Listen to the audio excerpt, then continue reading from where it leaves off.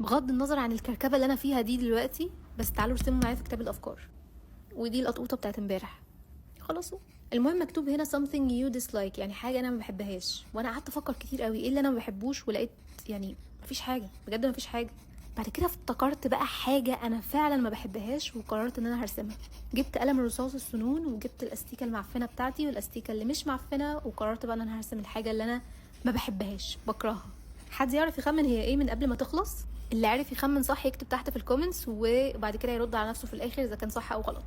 المهم الحاجه اللي انا برسمها دلوقتي دي بجد هي مش حاجه انا لوحدي اللي بكرهها، هي ناس كتير قوي ما بتحبهاش وبتقرف منها وبتكرهها. اعتقد كده بانت بقى هي ايه. وطبعا انا قلت انا مش هرسمها لوحدها بالرصاص، انا كمان هلونها. وقررت ارسم حواليها كده كام واحده صغنطاطين كده، عشان برضو يعني ايه يبقى في رخامه كده في الموضوع. جبت علبه الوان الميه ويلا بينا نلون. الموضوع بصراحه كان صعب قوي، لان انا مش عارفه هي الوانها ايه ولا هي عامله ازاي، واضطريت ان انا اجيب صوره تحت الميكروسكوب عشان اشوف هي عامله ازاي.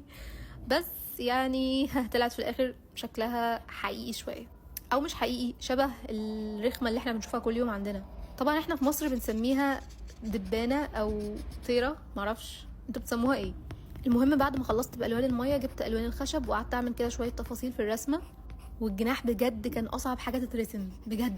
وبعد كده تعبت بقى وزهقت، قلت الون الصغيرين دول اسود وخلاص. بجد الرسمه خدت مني كتير قوي، وكانت مش اسهل حاجه خالص. حتى الصغيره دي وانا برسمها رخمه رخمه. المهم قولوا لي رايكم في الرسمه ايه لما تخلص، وقولوا لي عجبتكم ولا لا، وارسم ايه بعد كده. وهي دي الرسمه كلها، تحسوا ان انتوا عايزين تعملوا كده بايديكم بجد.